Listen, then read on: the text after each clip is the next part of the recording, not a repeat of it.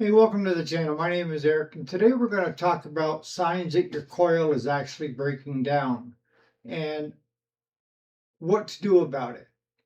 So, if you've watched any of the videos, I'm more focused on diagnose first, test first, fix last, right?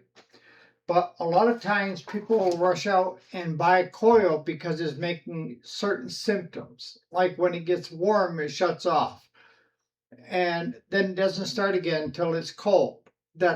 This could be a culprit, but how do you know for sure? Instead of going onto eBay or Amazon or to your local repair shop and buying coils and putting them on and then finding out it's still doing the same thing is kind of a pain in the backside, right?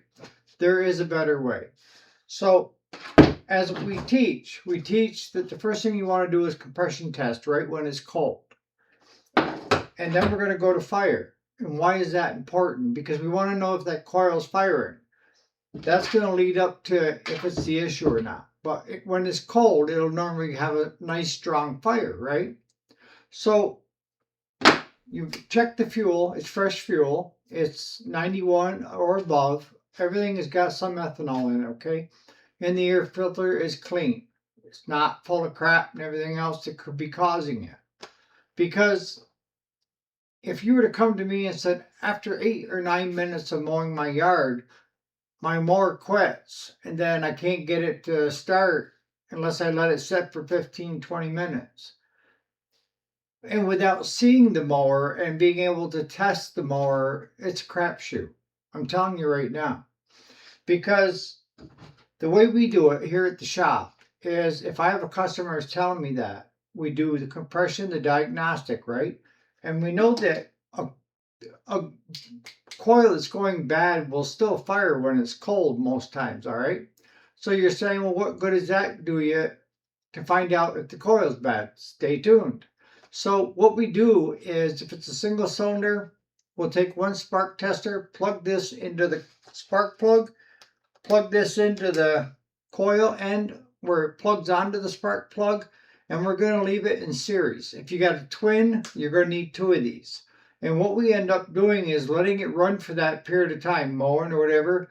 And when it starts having its fit, we're checking this to see, is the spark changing? Is it getting duller or less often? Or does it automatically quit giving anything?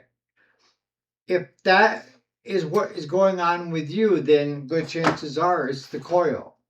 And I can tell you right now from experience, we do this at the shop. And it's not to charge customers more money, it's to save money in the long run. If you have one coil breaking down, probably it wouldn't be a bad idea to change them both while you're in there. And you're going to say, why is that, Eric? Because it costs more money to replace 2. Well, if it comes to my shop and you got a twin and one of these is breaking down, I'm going to go ahead and put another one on it so you got 2 brand new coils. And then it's going to save you money in the long run because 3 weeks later when that other coil starts breaking down, it's going to cost you a pickup and drop off fee. It's going to cost you an hour's labor. You see what I'm saying? We've already got the cover off and we're looking at it to see what's going on. What we have done in the past too is swap coils. If one coil starts faulting and the other one isn't, the way to rule out the coil is to swap the coils. And if it follows the coil that's having the issue, then you know that it's within that coil. If it doesn't follow the issue and you're still having it on this side, then we have to look somewhere deeper. Is there a wire hitting the frame that's grounding that system? I see that a lot. The other thing I see a lot too is with the vented fuel caps. If the vent isn't venting properly, it will provide a vacuum where it can't draw any more fuel and it will run out of fuel. It will act just like it's quitting, right? So, and if you let it sit for 15, 20 minutes, there's been enough of that vacuum gets released, more fuel goes into the system, and you can go again for a certain amount of time, right? I've also seen that with gummed up carburetors of where there's stuff in there and it's floating around inside the carburetor, or you've got some stuff in around the needle and seat. I've also seen, I've been at this for a long time and seen hundreds and hundreds of mowers. So seeing something unique would be kind of life shattering right now for as much stuff as I've seen. But I've also seen bugs floating in fuel tanks.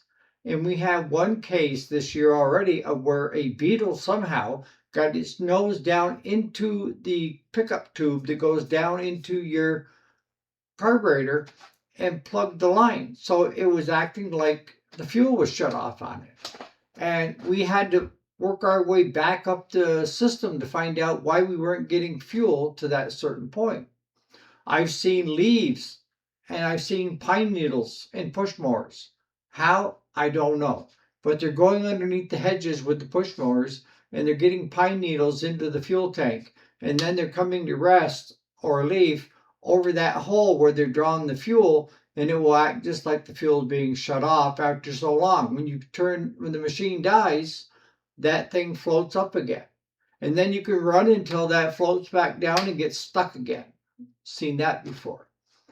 But before you rush out and do a bunch of fixing, I want you to take the time to do a proper diagnostic on it and then test it before fixing it. On that note, you guys have a great day.